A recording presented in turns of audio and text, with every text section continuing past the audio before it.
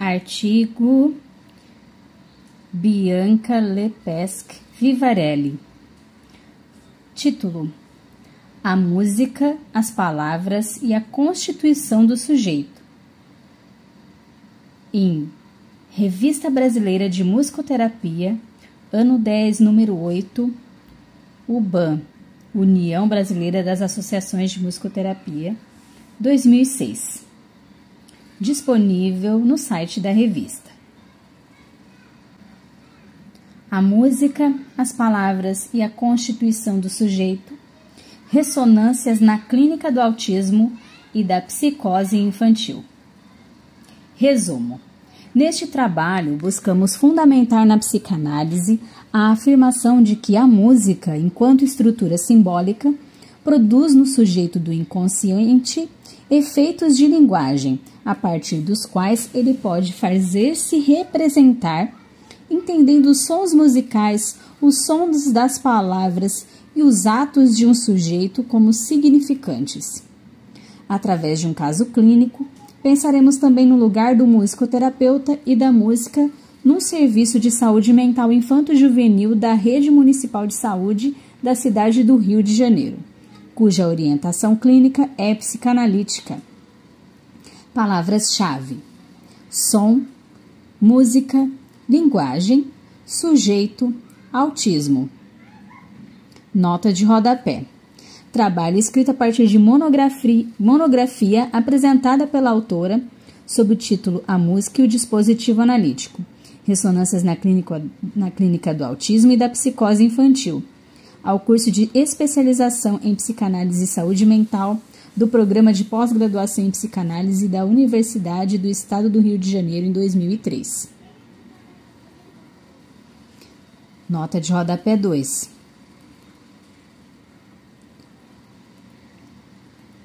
Bianca Vivarelli é musicoterapeuta formada pelo Conservatório Brasileiro de Música do Rio de Janeiro, especialista em psicanálise pela UERJ, musicoterapeuta do Centro de Atenção Psicossocial Infanto-Juvenil CAPSI, Pequeno Hans, Rio de Janeiro. Professora e regente auxiliar do Coral das Meninas Cantoras de Petrópolis, Rio de Janeiro. Membro da Comissão Científica da AMTRJ desde 2000. Endereço: Rua Senador Muniz Freire, 44/408, Vila Isabel, Rio de Janeiro. CEP 2541040. Telefone 21-2238-4805, e-mail biancavivarelli@terra.com.br. Introdução. Em minha formação acadêmica como musicoterapeuta, tive desde muito cedo a oportunidade de estar em contato com os conceitos de teoria psicanalítica de Freud. Espalhadas pelos 4 anos do curso, as cadeiras dentro da área de psicologia foram ministradas em sua maioria por uma professora, que também é psicanalista. Freud, que para mim era aquele que explicava, passou a ser aquele que suscitava questões, e por isso mesmo, aquele que mais me falava de perto no que diz respeito ao manejo da clínica. A ética da psicanálise, que leva em conta a verdade do desejo, que opera de forma a fazer o sujeito trabalhar e se responsabilizar por seu desejo, e que oferta uma escuta a esse sujeito na aposta de que todo saber está do lado dele e não daquele que pretende tratá-lo. Mostrou-se como aquela que deveria nortear meu trabalho clínico. Grande parte dos autores que pensam teórico-clinicamente a musicoterapia circunscrevem sua prática dentro do campo das terapias. Existe até mesmo uma tendência dentre os profissionais a considerarem a musicoterapia como uma musicopsicoterapia. Barcelos ressalta a importância de se delinear a prática clínica da musicoterapia de maneira a diferenciá-la de outras atividades que também utilizam a música, pois estas podem vir a ter efeitos terapêuticos, mas a única que tem objetivos terapêuticos e se constitui como terapia é a musicoterapia. Barcelos, 1999, página 44. Esta tendência explica-se com a própria origem da musicoterapia como disciplina, como bem localizou Abreu, 2003. Na Europa, com Dalcroze, desenvolveu-se uma terapia educativa musical. Paralelamente, nos Estados Unidos da América, os hospitais que tratavam os combatentes da Primeira Guerra Mundial contratavam músicos, a fim de oferecerem um alívio para seus sofrimentos. A música é entendida como recurso terapêutico. Existe também uma afirmativa no senso comum de que a música faz bem, que proporciona prazer, relaxamento, que pode ser fonte de descarga e alívio para as tensões. Enfim, de que a música comporta em si a qualidade de ser terapêutica. Quem canta, seus males espanta. O psicanalista Carlos Augusto Nicéas reconhece, tanto na psicoterapia como na psicanálise, efeitos terapêuticos. Esses efeitos podem se produzir toda vez que um que sofre se dirige a um outro que acolhe a sua demanda de cura. É, portanto, a relação do sujeito com a palavra que convoca imediatamente a ação terapêutica, desde que a palavra põe em operação a função do outro. Nicéas Apud Forbes, 1997, página 24. Ao falar sobre as interseções e diferenças entre psicoterapia e psicanálise, Jacques Alain Miller escreve que o que existe em comum entre elas é que ambas admitem a existência de uma realidade psíquica. Miller, 1997, Apud Forbes, página 12. A principal diferença estaria na posição que cada qual, psicoterapeuta e psicanalista, adotam, ou seja, nas respostas que cada um dá à demanda de um sujeito. Para o autor, as psicoterapias são terapias pela imagem, pela identificação com o mestre, com aquele que sabe o que o sujeito precisa. O que é essencial e que faz psicoterapia é o assujeitamento ao outro. Ibidem, 1997, página 13. Na psicanálise, existe uma recusa radical do analista em ser o mestre. Na medida em que o analista pode ser situado pelo sujeito no lugar do grande outro para quem ele, sofrendo, dirige uma demanda, seu desejo é um desejo de saber, é um desejo que dá lugar à questão do desejo deste sujeito, que permite que ele vá além da identificação. O desejo do analista, afirma Miller, é apenas a outra face da paixão da ignorância. É preciso efetivamente que o analista se mostre habitado por um desejo mais forte do que o desejo de ser o mestre. Ibidem, 1997, página 15. Nessa busca por alívio, o sujeito supõe no outro um saber que irá curá-lo, e isso coloca em operação o campo da transferência.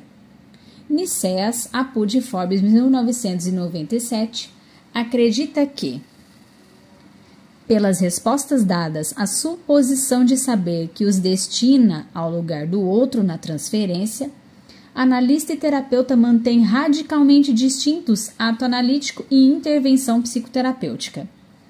Enquanto a interpretação de um sustenta a demanda no nível do desejo, o outro, nutrindo de sentido o sintoma, sutura a demanda com a significação.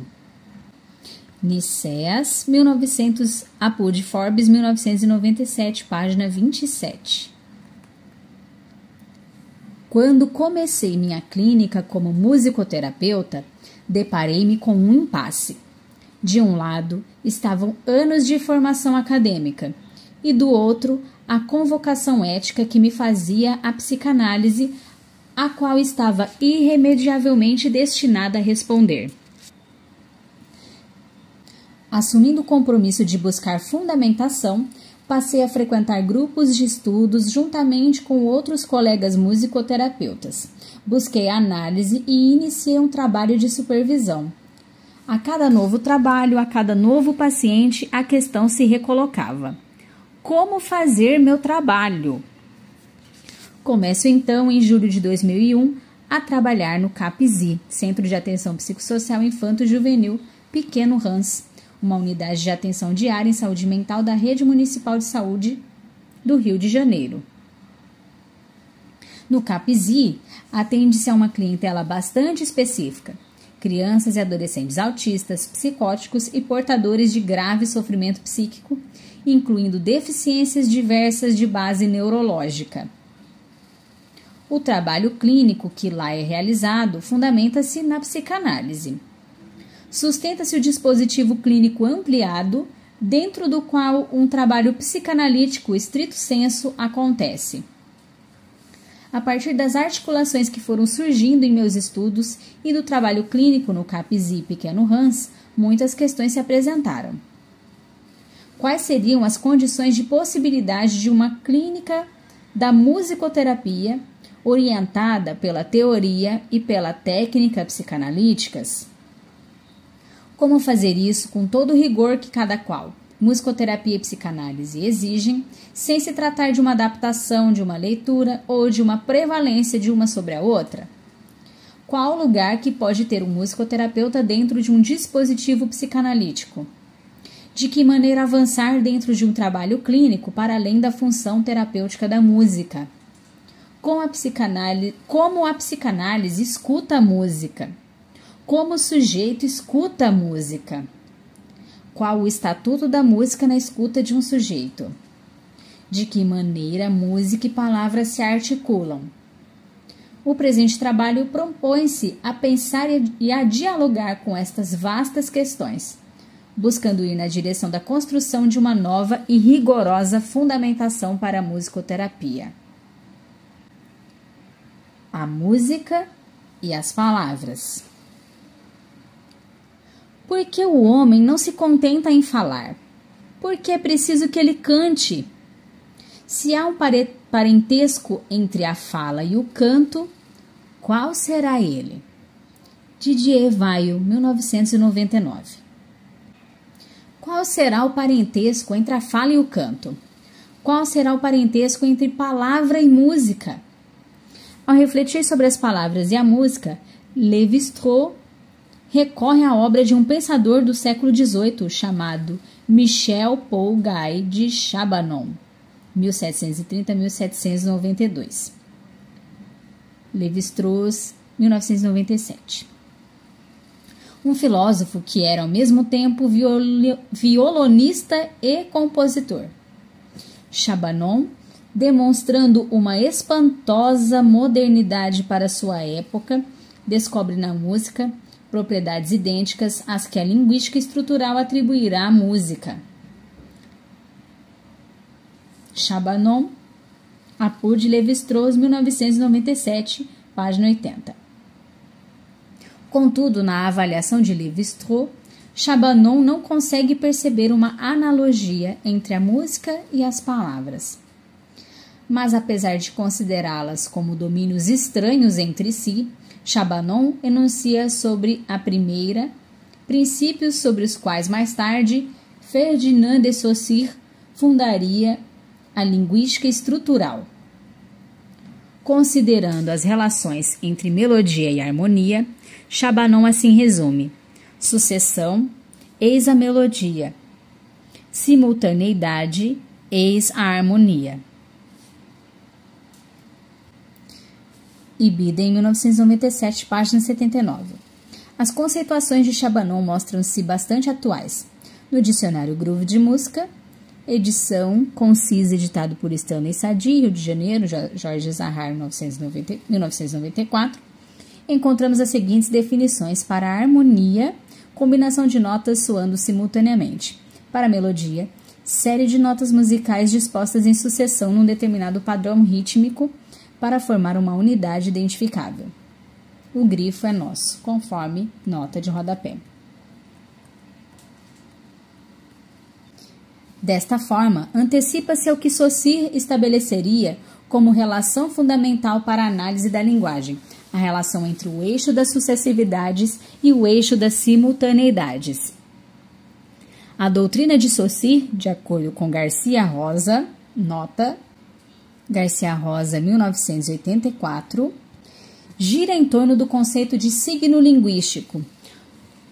O signo saussuriano é representado pela união de duas partes indissociáveis, o significado e o significante, um conceito e uma imagem acústica ou impressão psíquica do som.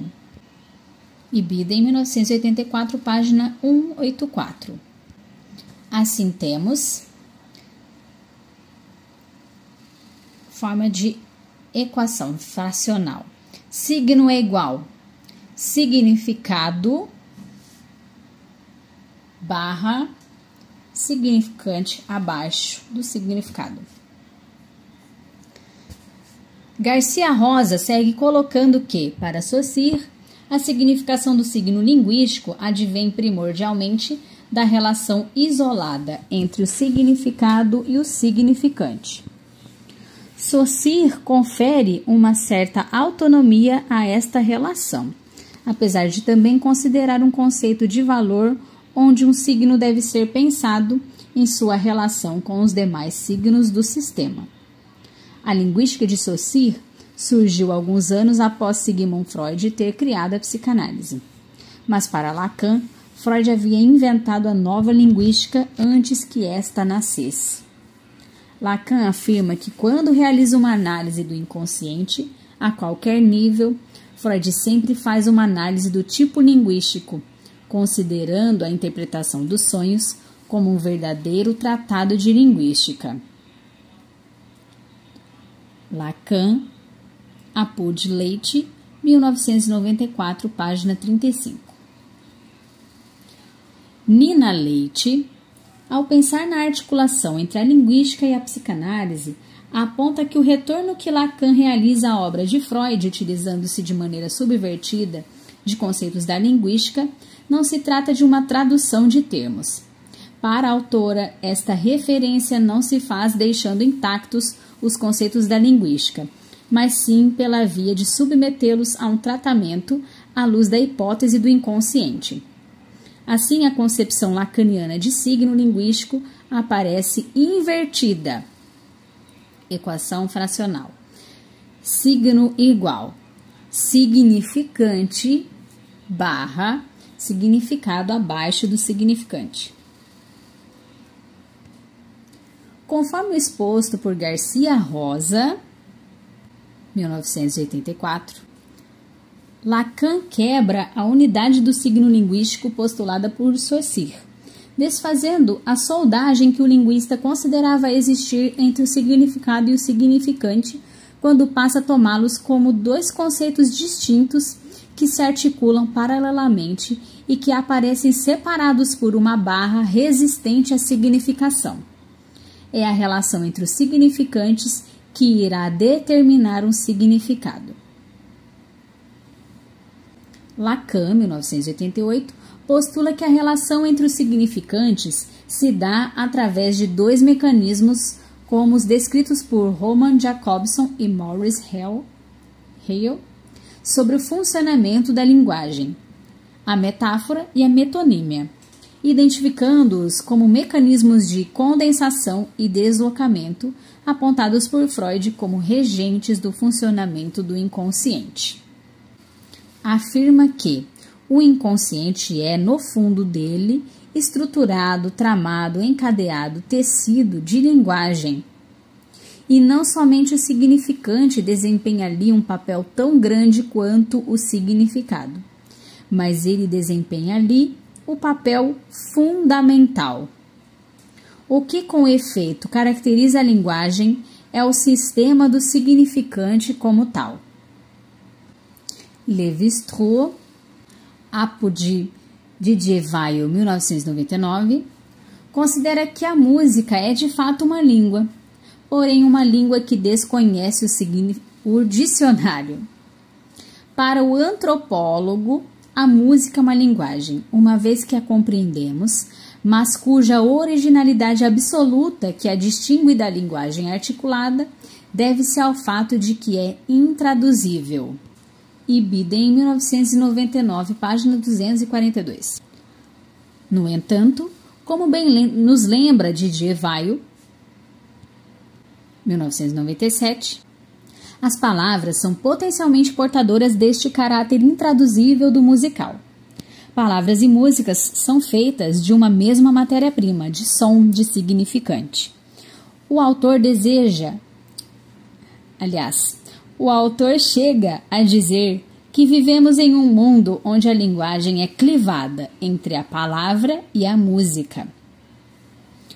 Lacan, 1988, nos diz em seu seminário 3 sobre as psicoses que na descoberta analítica não devemos nos ater ao achado de um significado. Devemos buscar ir mais longe, ir até o significante. Uma significação sempre remete a outra significação. E nisso Lacan considera o esquema de Saussure discutível, pois para o linguista existe uma correspondência biunívoca entre significado e significante. Para o psicanalista, há uma autonomia do significante que possui descrição próprias, independentemente do significado. Isso faz com que, para se compreender o fenômeno da linguagem, seja preciso fazer uma distinção do significante e do significado. O significado desliza sob o significante. O significado desliza sob o significante. E o significante, enquanto tal, ou seja, em si mesmo, fora de uma cadeia associativa, não significa nada, já que é do deslizamento dos significados sob a cadeia significante que surgirá o fenômeno da significação. Partindo das conceituações que por parte da música Chabanon faz a respeito da harmonia e da melodia por parte da psicanálise, e por parte da psicanálise Lacan faz sobre a metáfora e metonímia, poderíamos tecer uma analogia entre a estrutura da música e a estrutura do inconsciente.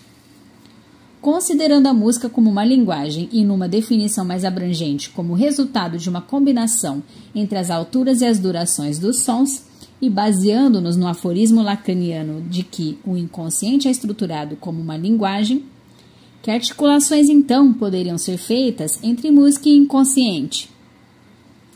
Vimos que Lacan, dentro do campo da psicanálise, declara Freud como o inventor de uma nova linguística. Por sua vez, Lévi-Strauss, dentro do campo das artes, descobre em Chabanon a enunciação de princípios linguísticos a partir de reflexões sobre a música, não sobre a língua, equiparando as formulações do filósofo às ideias existentes na linguística moderna. Partindo disto, o autor chega a afirmar que, na história das ideias, uma sonologia antecipa e prefigura a fonologia. Notas Lévi-Strauss, 1997, página 75. E na história de um sujeito, como poderíamos pensar os adventos da música e da palavra? Seria possível, diante disso, levantar a hipótese de que o som da palavra antecederia, num tempo mítico, qualquer efeito de significação? Rousseau, filósofo iluminista contemporâneo de Chabanon, associava a origem da música à da linguagem articulada. Segundo Lévi-Strauss, este era um ponto de divergência entre os dois filósofos. Para Rousseau, a primeira linguagem do homem seria a linguagem das paixões. Ela é figurada, inseparável do canto e mais próxima da poesia que da prosa. Rousseau Apollinaire, 1995. Em seu ensaio sobre a origem das línguas, diz que, com as primeiras vozes se formaram as primeiras articulações ou os primeiros sons, segundo o gênero da paixão que ditavam uns ou outros. A cólera arranca gritos ameaçadores que a língua e o palato articulam. Mas a voz da ternura é mais suave, é a glote que a modifica. Essa voz se torna um som. Só os seus tons são mais frequentes, mais raros. As inflexões mais ou menos agudas segundo o sentimento que se acrescenta. Assim, a cadência e os sons nascem com as sílabas, a paixão faz falar todos os órgãos e adorna a voz com todo o seu brilho. Assim, os versos, os cantos, a palavra têm uma origem comum.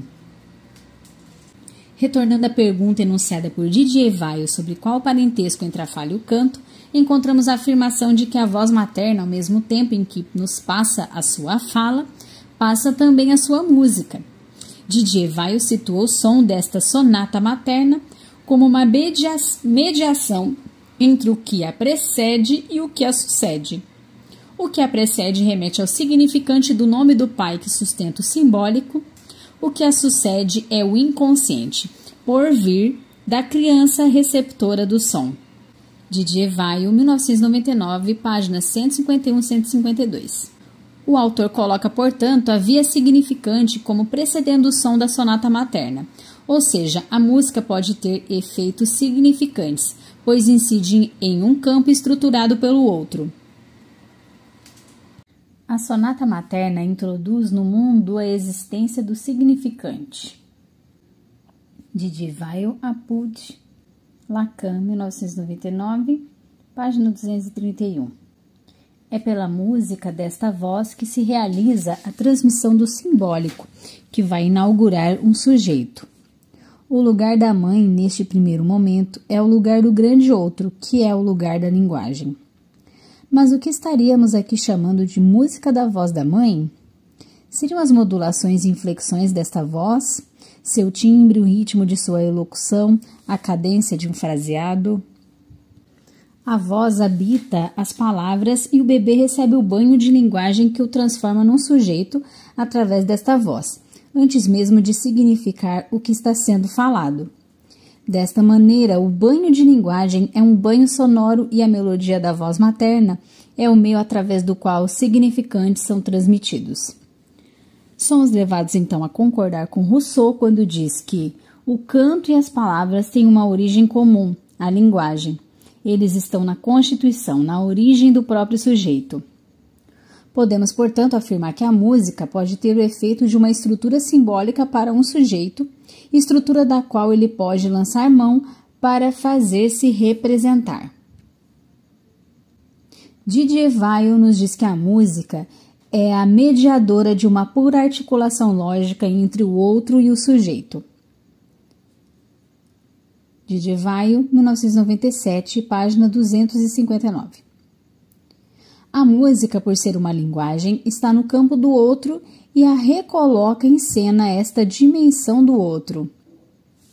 Didier Weil postula que um dos caminhos possíveis para se compreender esta relação primordial do sujeito com o outro parte de uma reflexão teórica sobre a música. O advento do sujeito não coincide com o nascimento da criança. Ao falar sobre a constituição do sujeito, Lacan diz que a criança, a princípio, se esboça como assujeito. Lacan, 1999, página 195. É dessa maneira que experimenta a condição de dependência dos cuidados e caprichos de um outro, que é a mãe. Essa mãe dá a seu filho aquilo que ela supõe ser sua necessidade. O tempo da necessidade no assujeito é um tempo mítico, já que no momento em que a mãe interpreta seu choro como, por exemplo, fome, dando-lhe o seio, acontece o atravessamento pelo significante, o encontro com a linguagem, inaugurando-se e estruturando-se aí um sujeito. Sobrepondo-se ao traumático do encontro com a marca significante que o som entrará como passível de significar e que a música materna poderá afetar o filho, pois incidirá sobre um campo estruturado pelo significante que incide no momento do encontro da boca com o seio. O que esse sujeito recebeu da mãe nesse primeiro momento só poderá ganhar um significado depois. É uma significação que já estava lá, mas o sujeito não sabia. Uma significação que se desencadeia num segundo momento, a posteriori. Portanto, cabe ao sujeito marcado pelo significante um ato de se constituir enquanto tal a partir do que lhe causou, ou seja, o próprio significante, para então alçar a significação. Um sujeito, então, se constitui a partir do que lhe causa o significante, mas também a partir de seu ato. A música e o dispositivo analítico. As questões desenvolvidas neste trabalho, conforme exposto anteriormente, surgem principalmente a partir da experiência clínica que se desenrola no CAPS-I Pequeno Hans, com sujeitos, crianças e adolescentes autistas e psicóticos. Esta clínica desenvolvida no CAPS-I segue, segundo Elia, 2002, a orientação indicada pela psicanálise e propõe uma modificação do dispositivo analítico somente em sua configuração, espaço, tempo, outros sujeitos além do analista e do paciente nesta configuração espaço-temporal, preservando sua estrutura com as exigências éticas e metodológicas da psicanálise, que se fundamentam na palavra e ou no ato sob transferência, desde que o operador chamado de analista esteja em seu lugar, capaz de tomar esta fala e este ato como tais.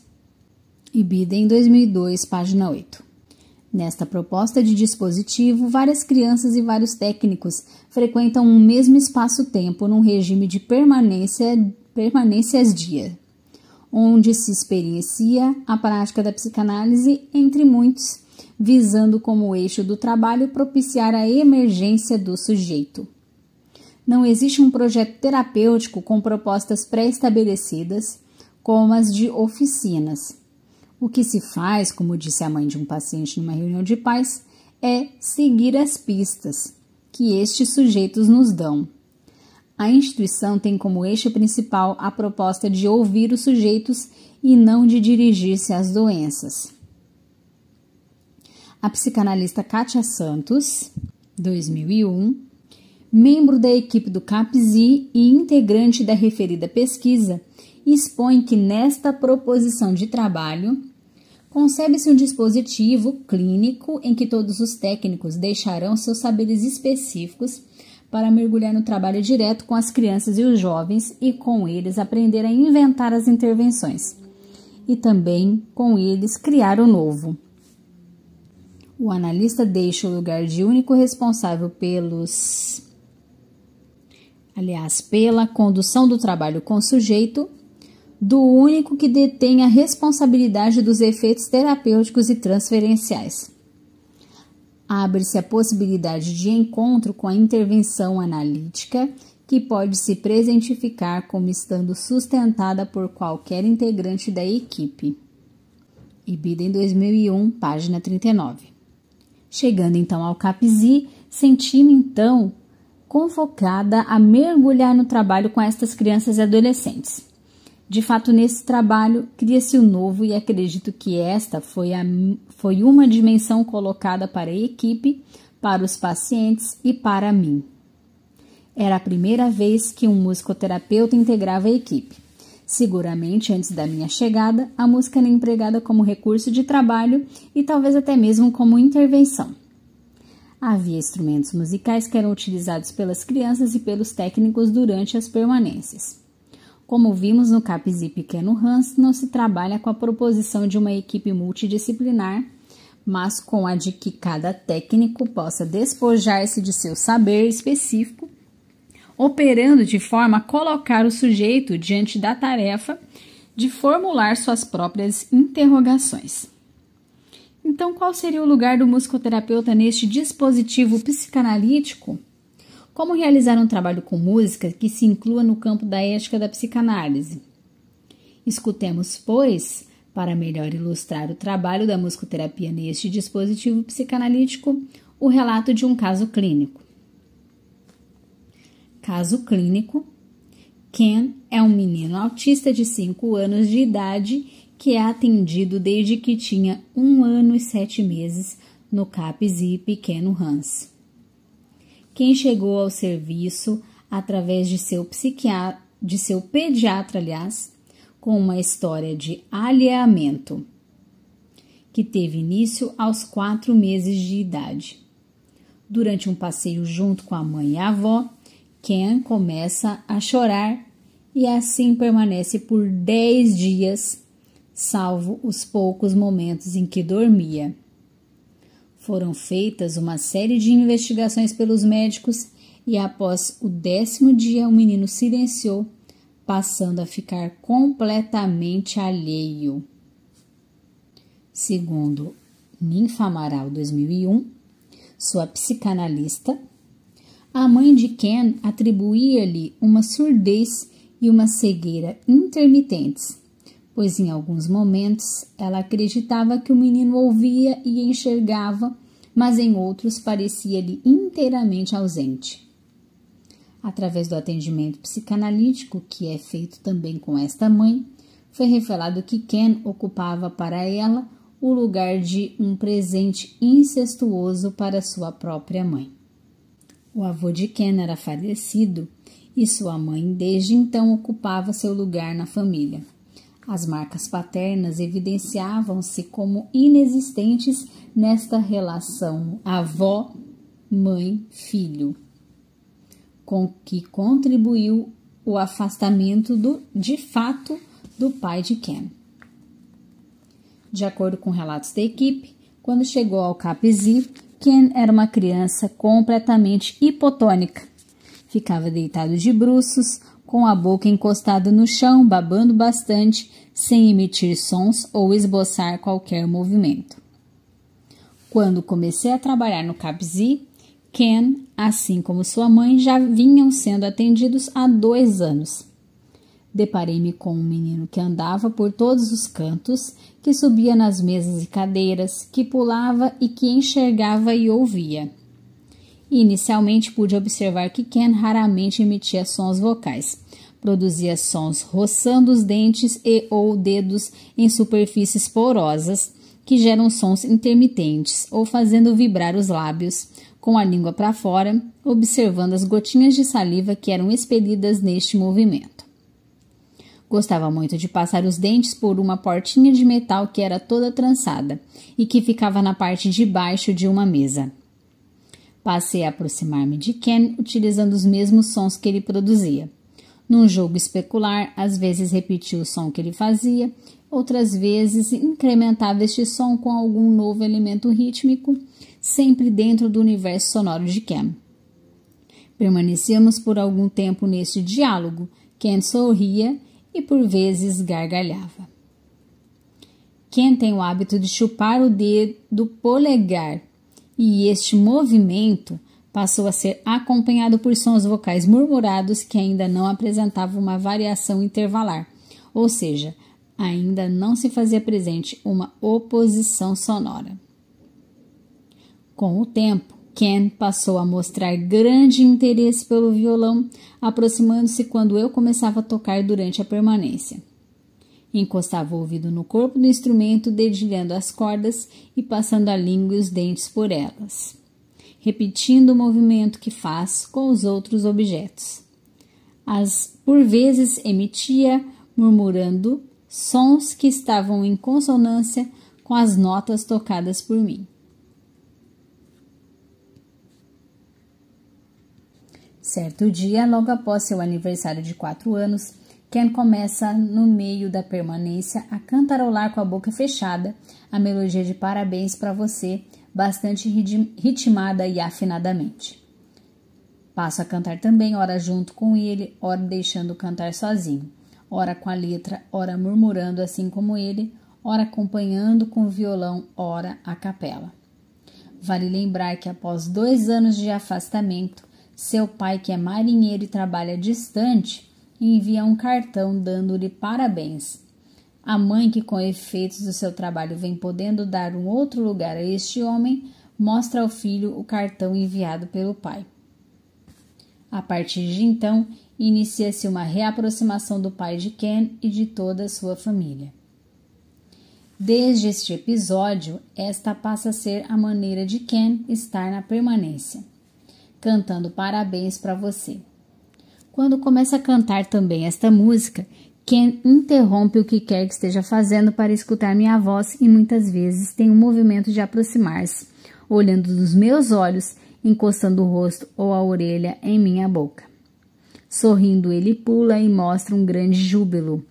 Passei a improvisar utilizando como base a melodia de Parabéns para Você, letras que nomeassem as partes de seu corpo, colocando em palavras cantadas aquilo que ele estava fazendo.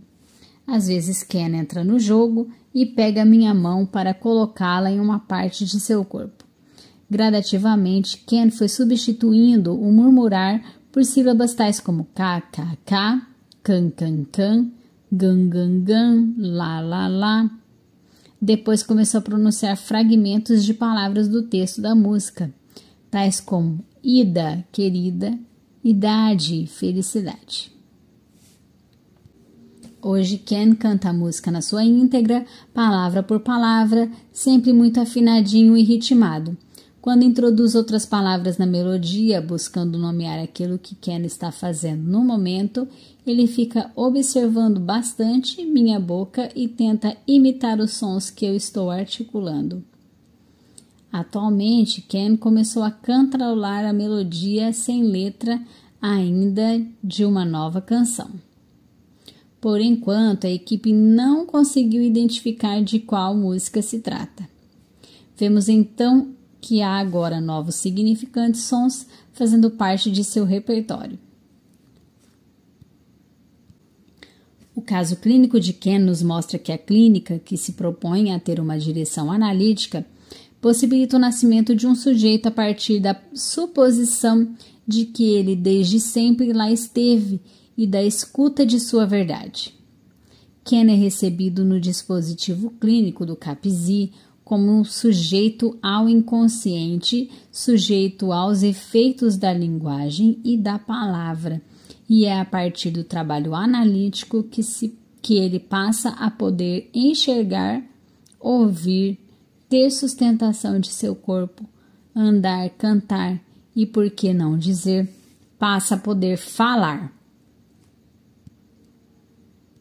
Partimos da premissa que Ken está entrando na linguagem porque canta. Marcamos esse momento como a primeira vez em que Ken simboliza. Ao invés de nos pegar pela mão ou de sentar em nosso colo como se fôssemos uma cadeira, ele emite um som. É através deste som que ele chega até alguém. A música, pelo fato de pertencer ao campo do outro, pode ser tomada como um ato de linguagem.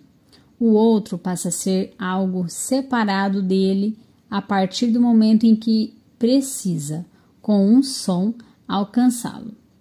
Ken deixa de ser, portanto, incluído no outro e em seu fantasma. A clínica com crianças autistas e psicóticas coloca interrogações a respeito do modo particular como estes sujeitos se constituem. De acordo com a Amaral, 2001, verifica-se uma concomitância entre a estruturação e o desencadeamento do quadro clínico. Há o encontro com a linguagem, porém a criança, neste caso, o faz sem a chance de encontrar o sentido. Mas a partir do trabalho no CAPS-I e através do empréstimo de significantes por meio de palavras e ou sons musicais,